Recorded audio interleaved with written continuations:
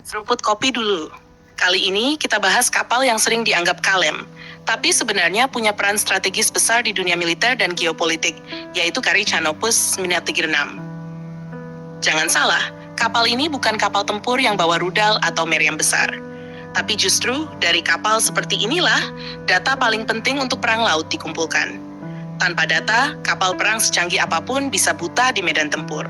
KRI Canopus Minatigreenam ini punya fungsi utama untuk survei dan pemetaan hidrooseanografi. Artinya, dia memetakan dasar laut, kedalaman, hingga kondisi perairan. Ini krusial banget, karena semua operasi militer laut, mulai dari kapal selam, kapal perang, sampai pendaratan pasukan, sangat bergantung pada data ini. Dalam misi terbarunya, KRI Canopus Minatigreenam menyelesaikan pelayaran etape 2 dari Las Palmas menuju Lagos. Jarak yang ditempuh bukan main-main, sekitar 2.481 nautical mile, dan ditempuh dalam waktu 8 hari melintasi Samudra Atlantik Utara. Ini bukan sekadar pelayaran biasa. Ini adalah bukti kemampuan navigasi, ketahanan kapal, dan kesiapan kru TNI AL dalam misi jarak jauh lintas samudra. Setibanya di Lagos, Nigeria, kedatangan kapal ini disambut resmi oleh Angkatan Laut Nigeria. Ini penting, karena setiap sandar kapal perang di negara lain itu bukan hanya soal logistik, tapi juga soal diplomasi militer. Ada kegiatan ship tour juga, di mana perwira Nigeria naik ke kapal dan melihat langsung kemampuan KRI Canopus. Disinilah Indonesia menunjukkan teknologi, profesionalisme, dan kualitas personel TNI AL ke dunia internasional. Nah lur, ini yang sering orang tidak sadar. Kapal survei seperti Canopus ini sebenarnya adalah mata dan telinga di laut. Dengan sensor dan peralatan yang dimiliki, kapal ini bisa mendeteksi kontur dasar laut, memetakan jalur aman untuk kapal perang, mengidentifikasi potensi lokasi penyebaran ranjau, bahkan mendukung operasi kapal selam agar bisa bergerak tanpa terdeteksi. Artinya, tanpa kapal seperti ini, strategi perang laut bisa kacau. Selama 3 hari sandar di Lagos, kru kapal tidak santai-santai. Mereka melakukan pengecekan sistem mesin, sensor, hingga peralatan navigasi. Ini penting supaya saat lanjut ke etape berikutnya, kapal benar-benar dalam kondisi siap tempur. Walaupun bukan kapal tempur, tapi perannya sangat krusial. Selain itu, mereka juga melakukan pengisian bahan bakar dan air tawar. Hal kecil seperti ini justru menentukan keberhasilan misi jarak jauh. Tanpa logistik yang kuat, kapal secanggih apapun tidak akan bertahan lama di laut. Setelah dari Lagos, KRI Canopus akan melanjutkan perjalanan ke Cape Town, Afrika Selatan. Ini artinya Indonesia benar-benar sedang menunjukkan eksistensinya di jalur laut global. Sekarang kita masuk ke analisis yang lebih dalam.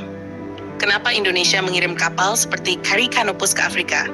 Pertama, ini soal diplomasi militer. Kehadiran kapal TNI AL di negara lain menunjukkan bahwa Indonesia bukan negara biasa.